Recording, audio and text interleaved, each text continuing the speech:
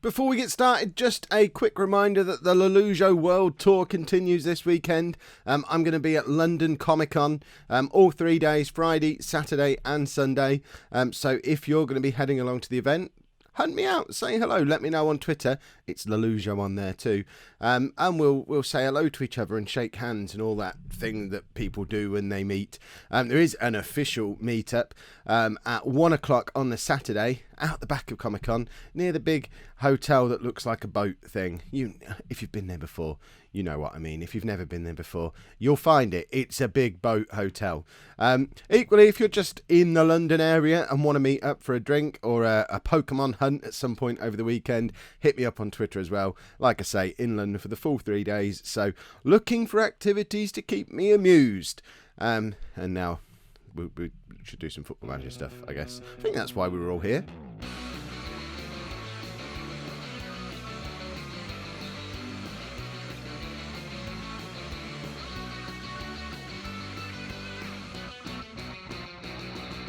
Hello and welcome to part 2 of my Football Manager 17 beta save with Everton. I'm Kev, and coming up on today's episode we have 2 live comms, both away games, both in the Championship against Cardiff and Reading. Since you were last with me, form has been generally okay, although there's been a couple of iffy results in there. I mean, it's not the worst start to the season. There's a lot of green on there. We did have a rather humiliating defeat away against Derby and then struggled against Forest in the follow-up game after that. But since then, we've just knocked Accrington out of the EFL Cup and then beaten Ipswich 1-0 at home. Goals are proving a little bit hard to come by. But in positive news, we have kept hold of Lukaku and Barkley, and the transfer window is now closed. There was a little bit more transfer business after the last episode. We sold John Obi Mikel to Fiorentina for £5 million. He'd been injured the whole time he'd been at the club. We'd never had him in the team, so that was no big loss. And to try and solve the goal-scoring problem, we've brought in a hero of mine from real life. Britta Sombalonga comes in for £8 million from Nottingham Forest. Proven goal-scorer in the Championship. Just a goal machine. He's already scored against us this season in that Forest game. And we've brought him in to try and provide a little bit of competition to the forwards that we've got. Because Lukaku, although he's got 2 goals in 5 games, one of them is from a penalty, and I think the other one was against Accrington. So he is really struggling for goals. I'm struggling to figure out a way to get the best out of him. If anyone has any tips for how we might do that, I'd very much like to hear them. But I think the big issue with him is the fact that he's just grumpy. He doesn't want to be playing in the Championship, and because of that, he's not playing anywhere near to the best of his ability. That being said, he had a pretty poor season in the Premier League last season as well, so perhaps Lukaku's not the same awesome player in FM17 that he was in FM16. But let's look at the positives. We have kept hold of Barkley and Lukaku, so they're here at least until Christmas. If they come good, we'll probably have to sell them in January, but we'll probably be well clear at the top of the league if we do that. If they don't come good, then I'm the worst manager in the world for not being able to get the best out of proven international, close to world-class players, or certainly world-class potential in the Championship. We're still persisting with the 3-5-2 formation that you saw in the last episode. We sort of rotate around whether it's going to be a counter-attacking version or a controlling version, depending on whether we're home and away and whether we're playing against anyone who's any good. We're doing the counter-attacking version today because we're away against Cardiff. May potentially be quite a tough game. Oh, we brought in another player as well. Forgot about him. Hernandez, 32-year-old Brazilian, came in for just £800,000 from Juventus. I mean, I couldn't really say no with the pedigree of this guy. Lazio, Inter and Juventus, all in his past £37 million worth of total transfer fee in his career. So he comes in to provide a little bit more depth in midfield, and I think we do have a very strong squad now. You can tell by some of the players not even in the team today, and the amount of money we spent. I mean, we spent £10 million on Woods. Abita was £7 million. Dale Stevens, I think, was an expensive player. So yeah, £7.5 million on him. So we've got a lot of expensive player. £15 million we paid on Onama, and he's not even on the bench, or £14 million. So we've got a lot of very good players for this level. We just need to find a way to get them playing together as a consistent team. I'm hoping that as we become more familiar with the tactic, that will come. So, the team for today's game, Matthew Ryan is in goal. And I do have a question about Matthew Ryan, because looking at him, he wants to be a sweeper keeper. Now, I've never, ever, ever used a sweeper keeper. Let me know in the comments, would using a sweeper keeper be a good idea or not? And if I do we have to change the defence? Because I can't help but think with a 3-man defence and one of those players dropped a little bit deeper than the other two in the middle, playing with a sweeper keeper might not work, but it seems to be what he wants to do. So, has anyone ever tried it? Is it worth me experimenting with? I'm all for having a go. We've then got a back three of Jagielka, Rodrigo Chow and Chedju. I need to give some of these nicknames because I just can't say them, and it's more insulting to say their names wrong than just make up a new name for them, presumably.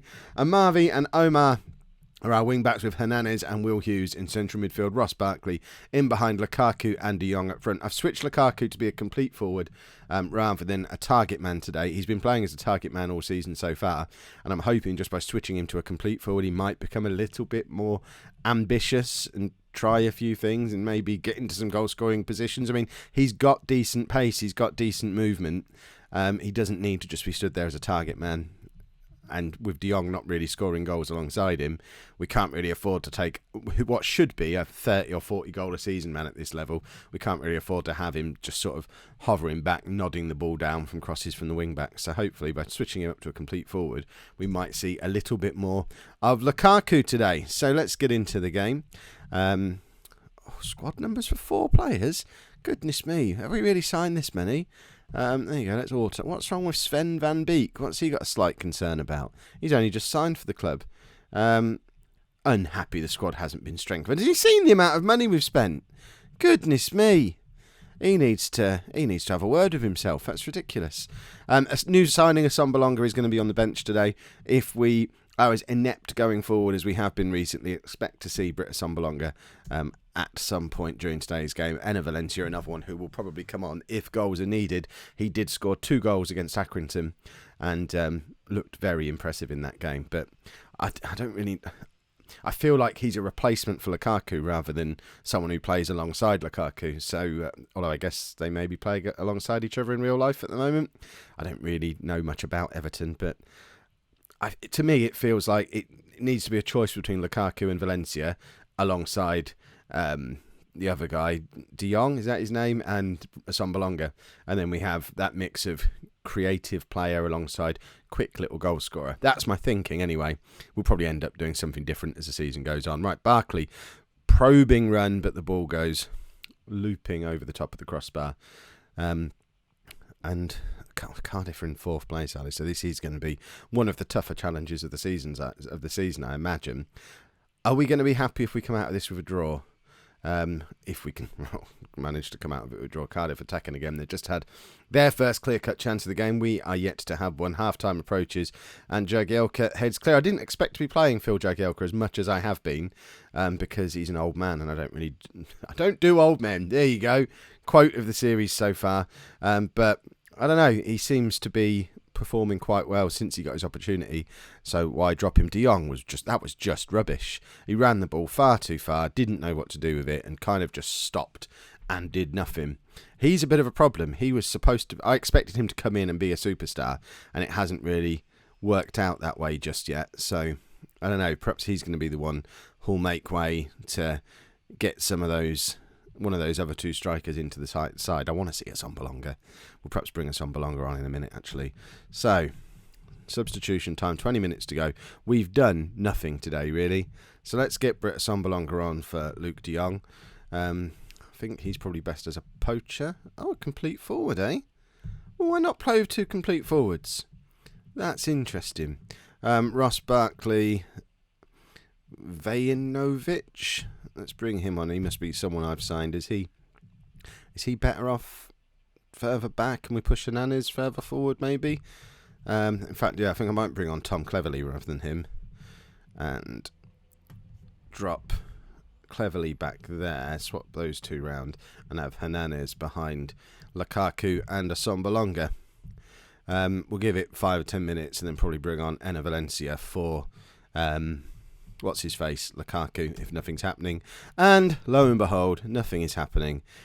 Do we need to drop this idea of counter-attacking football? Is there anything to be gained from counter-attacking football for us? Right, what does Valencia want to do? I mean, we haven't got a natural poacher at the club. That might be a bit of a problem. Do we need someone who's like a proper out-and-out goal scorer? Although you'd expect both Assombalonga and Lukaku to be that at this level, but perhaps not. Right, cleverly to Hughes. Can't make it through to Valencia, and we've not created a clear-cut chance in that whole game. I think we're playing too defensively. Perhaps we need to drop this 3 at the back thing or drop the counter-attacking thing. I suppose in the grand scheme of things, a draw away at Cardiff is a good result, but I want a big spectacular win, and we haven't looked like doing that yet. Hopefully that'll come in this next game. Right, we're trying something a bit different. I can't be doing with these draws. Draws upset me. And headlines, we're dropping both Lukaku and Ross Barkley because neither of them are playing like Premier League players, and I don't think it would do either of them any harm to be reminded that they don't necessarily have to play in every game. Obviously, I'm not really dropping them. They'll be back in any time soon, but I'm just hoping just a match or two on the bench might just remind them that they're not automatic first choice picks. I don't even know if that's how it works. We're also going to experiment with the sweeper keeper. There you go. Matthew Ryan's going to be a sweeper keeper on support today. And we're going for a 4-3-3 with a selection of interesting team instructions, maybe. I'm trying to keep it as simple as possible. We're saying standard, flexible. The only instruction we put on there is to stay on our feet because we don't want to be getting sent off and stuff because we've got a few players who are a little bit over-enthusiastic in the tackle, which I've seen in some of our games. So we're going to be playing Amavi, Van Beek, Chedju and Omar as our back four, with Rodrigo Chiao sat in front of them. Hernanes and Cleverly are then going to be a midfield two with De Jong up front and Abita and Valencia either side of him. I don't know if this is the right team. I don't know if it's the right system. We've also started training at 4-2-3-1 and we'll figure something out. I don't know if this is going to be any good.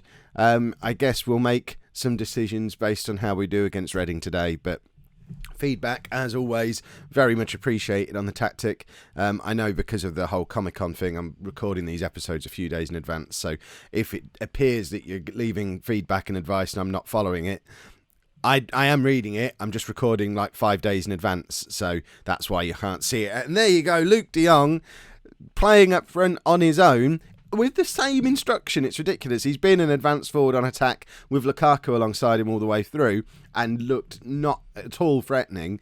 We make him the same player in the same role, but without Lukaku alongside him, but with Enner Valencia supporting and getting a cross coming in. And straight away, he's off the mark. That's his first goal in the league, I believe. That worked better than expected. He's captain today as well. That is ridiculous.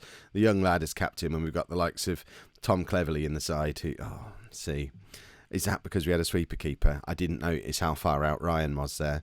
And this is going to be the issue, I guess, with just having a back two, although we've got Rodrigo Chow in there who, I don't know, I think that was just a good finish. The defence they seemed quite high up the pitch though. Perhaps we need to drop a little bit deeper, but I guess dropping a little bit deeper then defeats the object of having the sweeper keeper. Do we need to be pushing even further on? I am interested in your thoughts on how we set this up properly.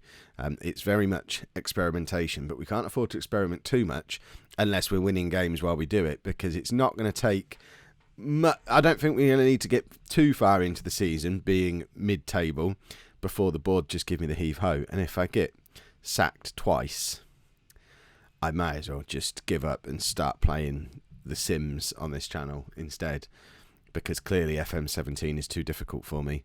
After a promising start, nothing much is happening now. Reading have had 2 clear-cut chances and we've had none.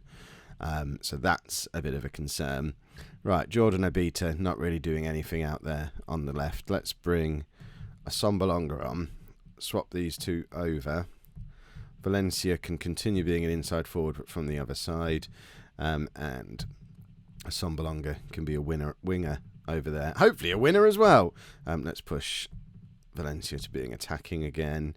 And maybe make a change in midfield. I guess we should probably try and get Ross Barkley on somehow. Let's bring Ross Barkley on for him. Swap those two round. He doesn't like doing that, does he? Oh well, he'll get over it. And do that and see if that makes things a little bit more creative and interesting going forward. Right, we have the attacking play. Omar intercepts, tries to find De Jong, it doesn't get there, but Sombalonga gets in, but then Hernandez loses out, and Reading are coming at us. We don't seem to have much to stop them doing it, which is a bit of an issue. We don't look like a Premier League team playing in the Championship at the moment, do we? And have we just given away a penalty? Or is it a free kick? It's a penalty. And it's one of my other real-life heroes, Lee Tomlin, to take. And he's going to score, isn't he? Oh, tell me that. Have they fixed penalties now? Oh, Lee Tomlin's grown a beard. Oh, he looks ridiculous. Right, what do we do now? Oh, look at what he's clapping as he takes the penalty. That's just ridiculous. I've never seen a player clap as he takes a penalty before. Right, let's push him up there. We probably should have done this straight away. And let's go a bit more attacking. Can't have two advanced playmakers, surely. And who do we... I guess we have to bring on Lukaku, don't we? Should we make him a target man attacking? We haven't tried that combination yet.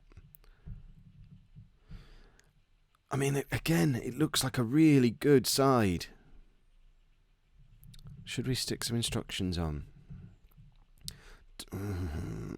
What do we want to do? Pass. Let's leave that for now. We'll worry about instructions once we have a system that looks like it's working.